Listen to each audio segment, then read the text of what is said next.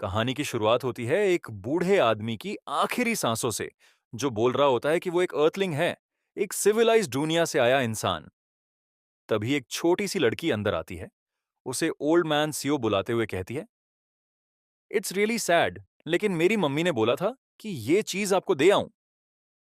वो उसे थैंक्स बोलता है और लड़की मुस्कुरा के कहती है, कोई बात नहीं, बस फिर से वो साबुन बना देना। और फिर वो बर्फीले रास्ते पर चल देती है अपने घर की तरफ। ओल्ड मैन सीओ बताता है कि वो एक अर्थलिंग है और 50 साल हो गए हैं इस दुनिया में गिरे हुए। वो अपने कंपनी के वर्कशॉप जा रहे थे डायरेक्टर किम और बाकी सबके साथ। तभी अचानक एक लैंडस्लाइड आ गया और सब कुछ बदल गया। जब उसकी आंख खुली तो सामने एक अजीब सी दुनिया थी। एक 3 पूंछ वाली विशाल लोमड़ी, एक दो सिरों वाला लाल सांप और कुछ ऐसे आदमी जो लिटरली उड़ सकते थे।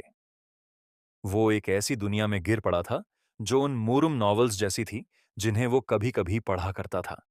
लेकिन फिर भी उसे यकीन था कि उसके कोवर्कर्स को उससे बेहतर जिंदगी मिलने वाली थी। तभी आसमान से एक गॉड टियर लेवल का बंदा उतरा और उसके कोवर्कर्स की मिथिकल पावर्स देखकर वो लिटरली शॉक हो गया और अपने साथ ले गया डायरेक्टर किम। और वो नीचे ही रह गए। उन्हें भी लगा शायद उनके साथ भी कुछ स्पेशल होगा, लेकिन उनके पास कोई एबिलिटी नहीं थी। उन्हें समझ नहीं आया कि इस दुनिया में सरवाइव कैसे किया जाए, और जो कर सकते थे वो था सिर्फ मैन्युअल लेबर। 6 महीने बाद डायरेक्टर किम ने कहा कि वो अब और ऐसे नहीं जी सकता। उसने अपने सारे पैसे लगाकर एक तीसरे दर्जे की मार्शल आर्ट्स बुक खरीदी जो सड़कों पर बिक रही थी, और बस 3 महीने में उसने उसे मास्टर कर लिया। वो एक जबरदस्त मार्शल आर्टिस्ट बन गया, नेशन के लिए काम किया और हाई लेवल मार्शल आर्ट्स सीखता गया। बाद में वो जॉन हू चला गया और पीछे रह गया सिर्फ ओल्ड मैन एसईओ, अकेला। उसे अब भी उम्मीद थी कि शायद उसके साथ भी कुछ स्पेशल होगा, पर 50 साल गुजर गए और कुछ नहीं बदला। अब वो बस एक बूढ़ा आदमी था जो एक कॉमन कोल्ड से मर रहा था। खांसते हुए, खून थूकते हुए वो कहता है, मैंने पूरी कोशिश की इस दुनिया में जीने की। मैंने लोकल लैंग्वेज सीखी, लिखना पढ़ना सीखा, खुद की एक छोटी सी जमीन खरीदी, एक घर बनाया, और जब मैंने लाई से साबुन बनाना शुरू किया तो पैसे भी आने लगे। इस मेडिवल चाइना जैसी दुनिया में सोप एक नई चीज थी, रेवोल्यूशनरी ऑलमोस्ट। थीव्स ने उसका रेसिपी चुरा लिया और उसके गुंडों ने उसे मार्केट से बाहर फेंक दिया। अब वो मरने का इंतजार कर रहा है, एक ऐसा इंसान जिसे ये दुनिया कभी अपनाना ही नहीं चाहती थी। वो खुद से पूछता है, इस दुनिया को मुझसे चाहिए ही क्या था? मैंने तो पूरी जान लगा दी, फिर भी मैं किसी काम का नहीं निकला। आखिरी में वो रिग्रेट भरी आंखों से रोते हुए कहता है, काश अगर मेरे पास थोड़ा सा पावर होता तो शायद मुझे भी कोई मौका मिल जाता। और फिर यही वो पल था जब वो मरता है, और तभी उसे अपनी असली पावर का पता चलता है।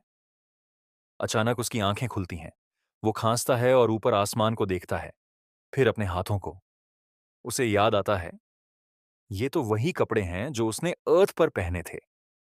वो अपने कोवर्कर्स को फिर से देखता है और सोचता है, वो सब कहां हैं? और फिर उसे रियलाइज होता है, मैं इस दुनिया में बिना पावर के नहीं आया था, मुझे मिली है रिग्रेशन की पावर। किम बोलता है, हम तो बस अपने कंपनी ट्रिप पर जा रहे थे। वो इधर उधर देखता है, थोड़ा परेशान। एसईओ कहता है, ये वही दिन है जब हम इस अजीब दुनिया में गिरे थे।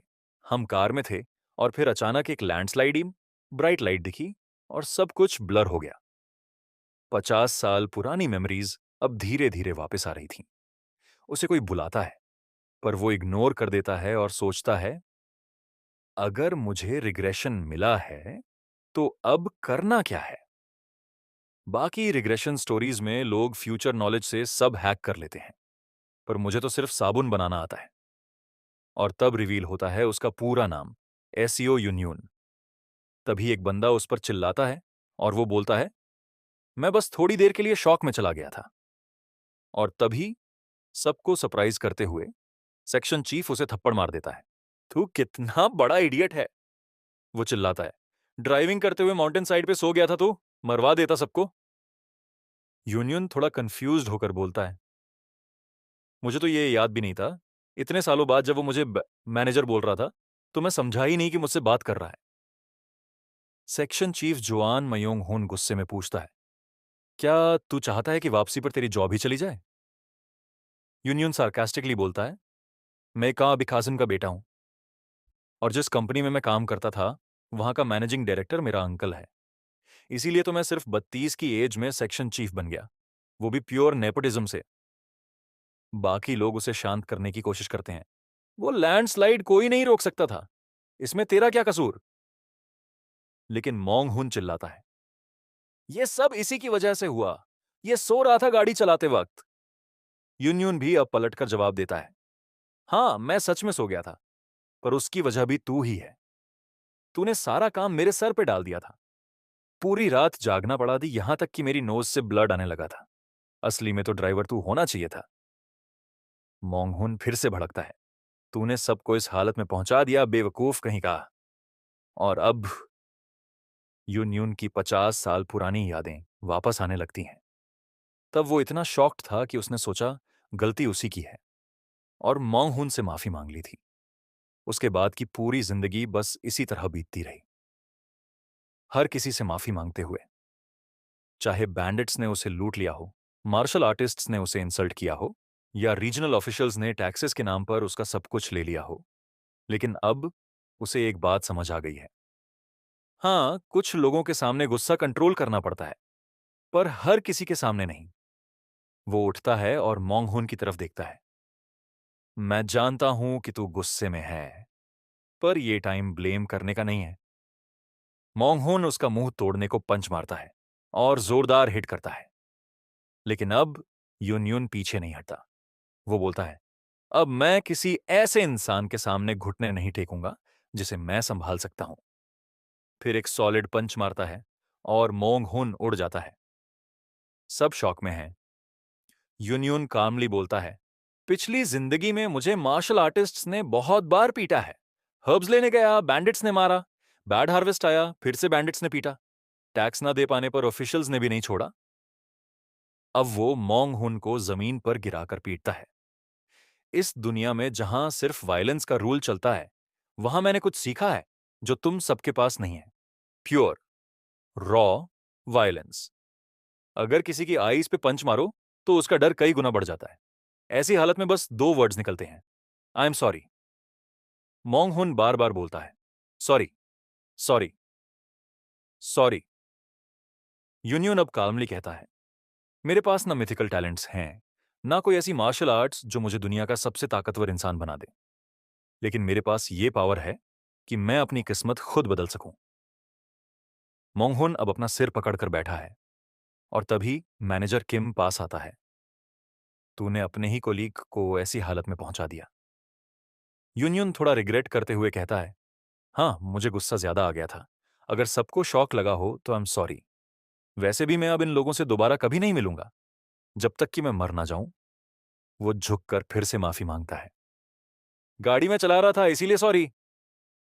किम बोलता है, मोंगहुन ने टू मच हार्शनेस दिखाई और तू कुछ कर भी नहीं सकता था, पर तूने जो किया वो भी ओवर रिएक्शन था, अब उसे डायरेक्ट माफी मांग ले। यूनियन किम की तरफ देखकर बोलता है, तू सही कह रहा है और वैसे भी मैं तुझसे आगे भी मिलूंगा। जब मैं मार्शल आर्ट सीख जाऊंगा और स्ट्रांगेस्ट बन जाऊंगा तो तू मेरा साथ देगा तो तुझे भी फायदा मिलेगा। वो हाथ बढ़ाकर मोंगहुन की तरफ बढ़ाता है, मेरी रिएक्शन जरूरत से ज्यादा थी, सॉरी।